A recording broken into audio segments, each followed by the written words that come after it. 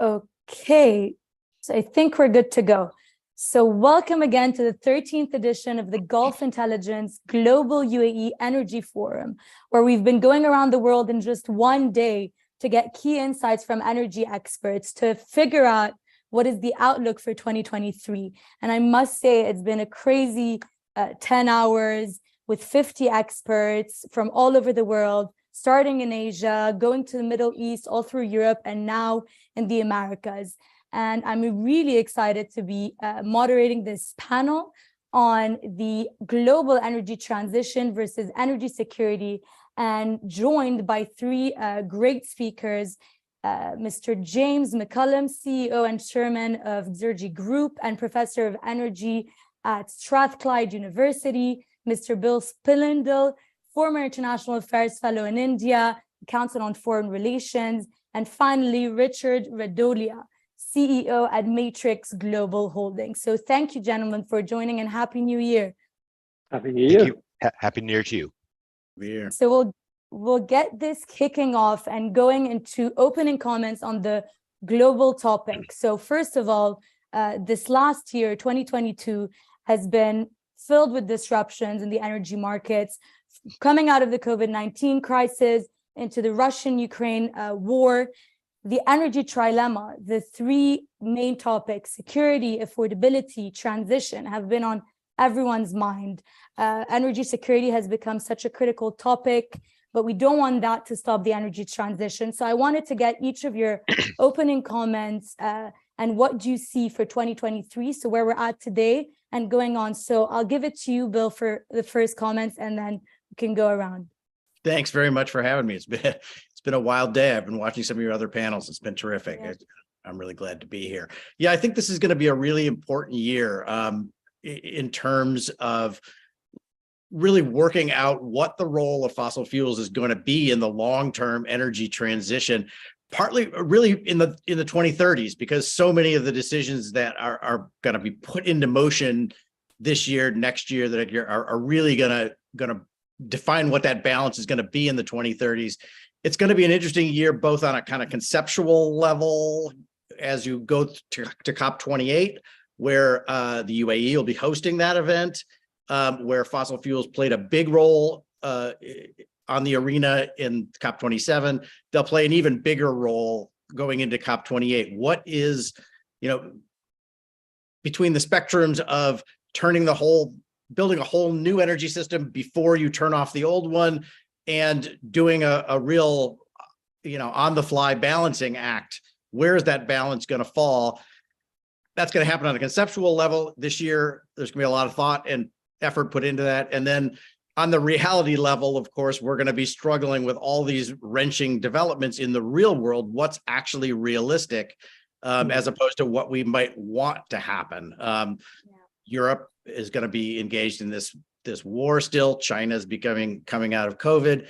The US is going through a big roiling transition itself, and it's the largest fossil fuel producer in the world. So it's going to be an interesting level on interesting year, both on a conceptual level and a reality level, and where those two things are going to come together is going to have a big influence on the future. Definitely, for sure. Richard, what about your opening thoughts on how will the arms struggle between the energy transition and energy security, and what it will look like in 2023? I think Bill made a very good point. Reality and conceptual, and that's really where we're at. Hydrocarbons have formed for the last 140 years, have raised us out of poverty. Started with coal power from the Industrial Revolution, moved into refined products for transportation. We ended up using every molecule for petrochemicals to make our life better. And this was competition. It was among competing technologies. It led to the best outcomes. Capitalism and the ingenuity of humankind raised billions out of poverty, really without government intervention. Now we've turned that model on its head. And governments and politicians are setting policy to pick the winners and losers in this equation, to provide the energy sources to propel our world into this next century. And really, I think Bill made a good point. It's not the next century, it's the next 5 to 10 years. Now, understanding climate change is an obvious issue, and how we balance this perceived harm will cause a damage to unknown groups of people. The problem I have is the collective economic damage to the current lower and middle class and the other populations of the world who are going to have to pay significantly more for their basic energy needs. Yeah. You know, economic growth is capitalism is organic, right? It's unbelievably complex, and this interplay between society to move forward needs to be happen to be unfettered by the political wills of these governments. To believe that politicians will be able to direct capital to meet this complex situation in our geopolitical world, to me, is fanciful. We've already seen what's happened in the UK and Germany. They have decided to remove themselves from coal and nuclear, and now we're paying the highest coal prices in the world. In the UK, baseload power and hydrocarbons has declined significantly, but now renewables have come on. And this summer, our government said, please, if you have an energy electric vehicle, don't charge it at night. Yeah. People scoffed at Trump, right? They scoffed at Trump for telling the Germans that they were going to be held hostage to the Russians. And I think that's really where we're at. Is 15 years ago, we stopped investing in coal, and now we have the highest coal prices ever. What are we going to do now if we start to see the same happen in the hydrocarbons? Yeah, and following up on that, before handing off to you, James, this morning, Tim Gold, chief energy economist at the IEA, mentioned that they expect that over the next 5 years, the amount of installed renewable energy, renewable capacity worldwide would be the same as was installed for the last 20 years. So that idea, that Bill, you mentioned, it's going to be now, it's in the next 5 years. I wanted to get your thoughts on that, Richard, in terms of investments. Do you think the scale up and the ramping up of green technologies is there, and where is it heading, and what does it look like for 2023? We can't have both things, right? We are punishing the normal response to energy prices in the past 40 years has been when prices go up, the capital flows into the energy sector. That is not happening now. The amount of BTUs, molecules, energy output, compared to flowing into an oil field to produce 1 million barrels of oil, to produce that amount of renewables, I don't believe it might be possible. I don't know the technologies that'll do that, but you just said it. It's not enough to meet the increasing energy needs. And I think that is really what we're faced with. We're faced with an issue that both COVID and the Russian war, I think, have allowed to gloss over. This transition is happening, and people are blaming it on Russia, or they're blaming it on COVID. My concern is what happens when oil demand is 115 million barrels a day? Where do those barrels come from? And that would be the biggest concern. Renewables, I don't believe, will be able to meet that need. Yeah. James, I'll hand it off to you in terms of your opening comments, the significant global developments that have changed the dialogue on energy. We've mentioned the role of oil and gas, and how can the journey towards the net zero be sustained given all these factors? Well, there's two parts to that. I guess there's this sort of like the macro view, and then there's the comments which Richard has made, and I'm sort of like sitting here weighing up whether to respond to some of Richard's comments or the point that you're actually raising. The last point which Richard made was, in a normal economic environment, capital flows, high oil prices, capital flows into the industry, and investment is made into the industry. There is no denying that investing into infrastructure, in the traditional sense of the word, in terms of the investment made by the super majors, hasn't been happening in recent times. Whilst one could argue there's been a degree of fence sitting by the boards, if you like, of the super major oil and gas companies, whilst they try to work out how the landscape will play itself out with regards to the energy diversification agenda versus the continued supply of fossil fuels. And I suspect we'll get into that conversation as this unfolds. But the reality is that oil money has been flowing into the oil and gas industry. Let's not forget that. But the super majors have been recording extraordinary profits over the course of the last year as a consequence of the impact of the Russian-Ukraine conflict and all that has gone with that. And over the course of the last year, though, what's been different has been that capital, as I've said, hasn't flown into infrastructure investments yet. Instead, it's gone back to shareholder dividends, buyback of shares, et cetera, for the super majors. And we may get into that. But there is no doubt, coming back to the original premise of the question, what's been nice as I've been listening today to other parts of the sessions of it. Almost every session, there has been a point where the conversation swung towards energy transition versus security of supply, and even the session before this, which is all about US production, very, very big emphasis on this energy transition agenda. So clearly it's on everybody's minds, Leila. For me, it is undoubtedly the energy issue of our time. I came into the industry in the late 1970s, early 1980s, when, providing hydrocarbon to the world, was, if you like, the catalyst to economic strength, growth, providing warmth, cooking ability to major areas of the world. And I came into an industry which I thought then and now was groundbreaking, thought leading, et cetera, et cetera. Where we stand today, I think the premise is there for the industry to again be thought leading in this energy transition. But it's coming off of a backdrop of the fact that we have lost a huge amount of trust from the public by not communicating our strategies, and in some cases, in some major oil and gas companies, actually holding back from making investments into energy transition when they knew the issues that were coming towards us with regards to carbon production. So I think we've got a very exciting time coming. I don't think it's all just simply hydrocarbons versus renewable energy. I think there's an enormous part in the middle around energy efficiency, decarbonization of conventional resources, et cetera, et cetera. And so I think back to 1970s or now, just as exciting. It's an incredibly interesting time for the industry. Definitely. And I mean, oil and gas for the next 30 to 40 years, we're going to need it to be able to sustain and to keep up for the demand of energy globally, and to be able to keep that security and efficiency, as you mentioned. In terms of technology, I wanted to bring your attention to that point. 2023, what do you expect? I'll go to James on that. What do you expect technological advancements?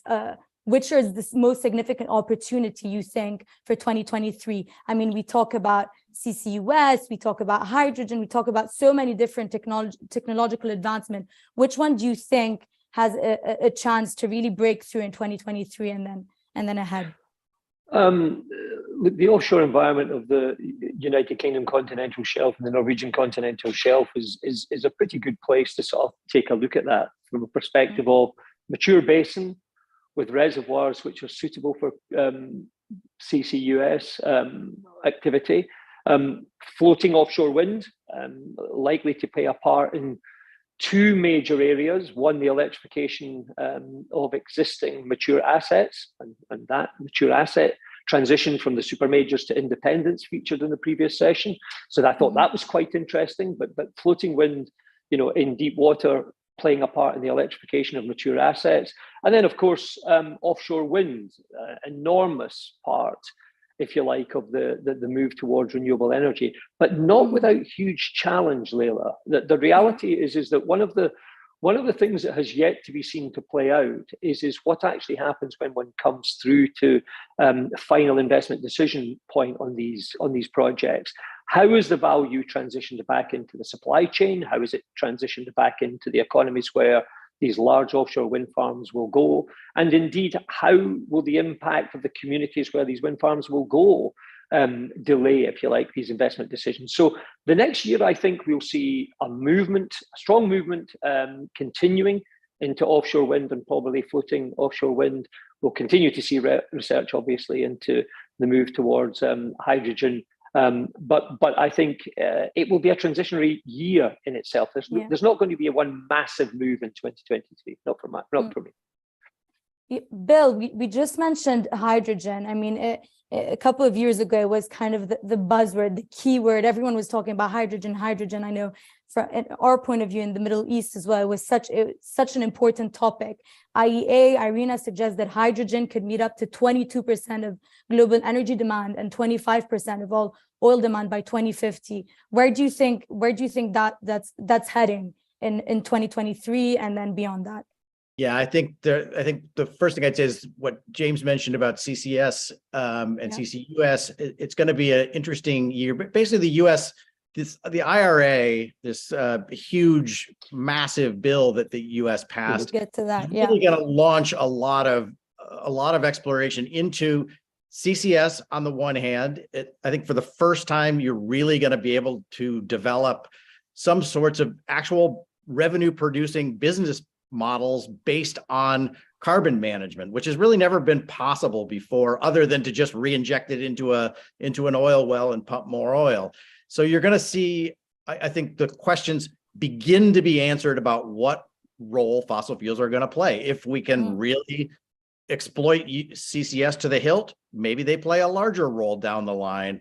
If those things turn out not to work very well, as they so far haven't really, we'll know the answer to that question. Hydrogen, I think, is much the same thing. You're going to see, just a massive advance in thinking about how hydrogen is going to play out. And that's going to happen hugely in the US as a result of really what are massive subsidies for hydrogen. And, again, the question is here and also in Europe and abroad, to what extent is hydrogen going to be a panacea that, can substitute for everything, which seems, ludicrous. And I think that's coming to the fore, but where will it be useful for abating really difficult sectors like steel, aviation, those sorts of things? We're going to start to get those answers as well.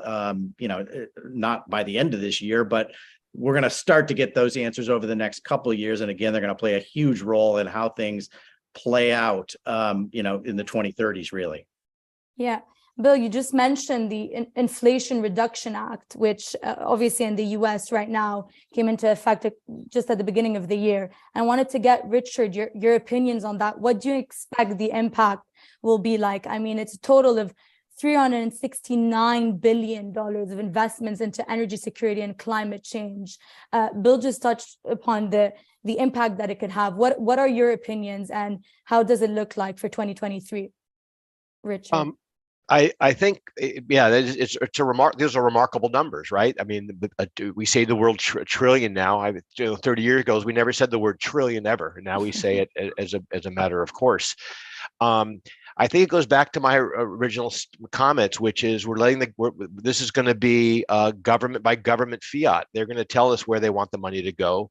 And we're seeing it in different ways. We're seeing, so let's look at the outcome. If governments were actual traders, how would they survive this world? And we're seeing price caps, right? We're seeing price caps, which are ways to increase the demand for something by keeping the price low. When you want to keep that, when you want to reduce the consumption of that object or that commodity, and the way you pay for it is you either print money, which is inflationary, or you raise taxes, which is recessionary. What about the person at the low end of the totem pole? How do they survive this? And I think what we're going to see in this transition of the $380 billion, which again is either going to be printed money or taxed money, where does that money come from? And is it the money spent most widely? I understand that we have to be concerned about the climate. That is a big issue. Can the U.S. and with its borders, it's been great for world wars not being attacked. I'm not sure it works very well for climate change. We all share the same air. To me, the biggest thing that's happening is sits down for 3 days with Saudi Arabia. Biden gave him a fist bump. So, those are the guys who are going to put the most carbon in the air. What are they going to do? And so we can do whatever we want here with hydrogen. We can do, I think battery storage is probably one of the biggest places to go when we talk about the transition of what we can do. But to set up the hydrogen system and to use the government to make these determinations of how the money is going to be spent, to me, I struggle. I struggle to believe that the government is going to get it right. James said it exactly right, that energy companies, the big guys, sat on the fence, and now what they're doing, they're moving into their separate camps. I believe what we're going to see are the super majors are going to move into their domestic camps. Exxon's going to develop the Permian with Chevron, and they're going to battle against the NOCs. So it's going to be, we're going to spend money in our location, or we know where it's going to go to keep hydrocarbon supply up, because we are going to need more barrels. But I really think that the difficulty that we face with this again, Inflation Reduction Act to me is backwards. It's going to be inflationary.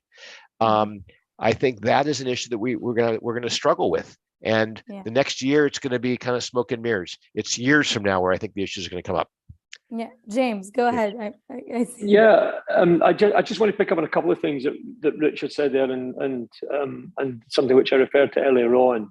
And I think the question is so where is the guidance going to come from? I mean, Richard's emphasizing, if you like, the role that we have left to our politicians over the course of the last decade or so, and they have made decisions which some will be very, very questionable across multiple areas. But the reality is, we had a precedent in the North Sea as we enter the new millennium, where oil prices had dropped off to the equivalency of around $12 or $14 a barrel. And the North Sea was quite clearly, its very existence was threatened by that in terms of the producing cost per barrel from big offshore infrastructure. And what actually happened at that point in time was the UK government, which of course relied heavily on the taxation from the oil and gas industry, which it does to this day, to the tune of £45 million a day that it actually gets. But the reality is then everybody was involved, and we got to find an answer to this. We have got to find an answer to this. And so the industry came together with government and formed a task force. It was called at the time Pilot, and the industry, the service sector, the offshore service sector, the oil and gas operators, and the government, including the Treasury, came together to find answers, and we found answers in the North Sea. We saw the diversification of the operator base to include the independents, which have also been referred to already in this talk, going from around 11 or 12 operators to around 70 today in the North Sea. So that was the kind of change that was affected. Now, I come back to the point which Richard is absolutely making, is we have got to get back in the room. Now we're not innocent in having stayed outside of the room. The industry has, for a very, very long time, been very guarded around how it engages with governments, whether it's in the United States or the UK, et cetera, et cetera. We have to drop that now. Otherwise, we will face the implications of decisions being made by people who, to be perfectly frank, are probably neither qualified nor informed to make those decisions. And so that's the biggest plea I would make as we go through the next decade, is that we get back to the table with these people and we help make the kind of thought leadership decisions that will make the transition work for us all, because the oil and gas industry has to have a major part in the solution of that. Completely. Bill, I wanted to get your opinions on that. In terms of the global setting, we have COP28 coming up in the Middle East, in the UAE, which is a key player within the oil and gas industry. I wanted to get your opinions on, in terms of partnerships and in terms of agreements. We've spoken about government's role and how we need to get the oil and gas industry more involved at a major global event. The biggest climate change event of the year is going to be happening in the heart of fossil fuels. So I wanted to get your opinion. How do you think the oil and gas industry can have a say, can have a bigger say? They started having a say in COP27, but right now COP28 is going to be critical for the oil and gas industry to get involved. What are your thoughts on that? Quick interruption, sorry. We'll just have 3 minutes for that. Is that possible? Yes. Thank you. Yes. And then we'll wrap up. Sure. Yeah. I think they are going to have a much bigger voice, and I do think that debate is going to have its full expression this year. The question, boils down to, at the end, how much does that debate really bear on the reality of what happens on the ground? And I think that partly, I agree with James, that partly is going to depend on how, what I would call realistic, the oil and gas industry is, and the fossil fuel industry is, about this transition going forward. I think on the unrealistic end, you hear people talk about, well, we have to build out basically the entire new system before we turn the old one off. Well, I don't think that's going to, as difficult as the reality is on the ground, that is equally unrealistic about how it's going to go forward. The reality is it's going to be a tightrope walk to some extent. Now, we're going to have to make that balance, and we're going to have to get comfortable with that balance. But we can't pretend like there aren't that the conceptual idea that fossil fuels need to be phased out.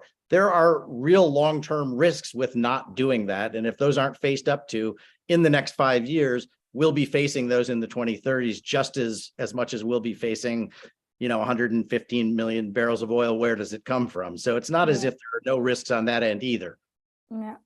I mean, I could talk about the energy transition versus energy security for hours, but unfortunately, we're going to have to wrap up this session, and we're about getting towards the end of the Global UAE Energy Forum Year Ahead Outlook for 2023. It's a very exciting time. We're going to be a lot of moves and balances, but thank you so much, James, Richard, and Bill, for joining us for this session. And thank you everyone for tuning in. Please don't hesitate to follow Gulf Intelligence for more information, and as well our featured speakers to get incredible insights on the energy transition and energy security. Thank you, everyone. Thank you so much for joining. Thank you, Leila. Bye-bye. Thanks, everybody. Thank you. Thanks, guys. Bye-bye. Bye-bye. Bye. That was good, guys. Yeah, It great. was, yeah, That was that's great. good. Yeah, Great. Let's stay on. Let's stay on. Yeah, let's stay out for a Yeah. second. Yeah, let's. So Bill, you guys both made great point. I mean, your point, James, about the government having to get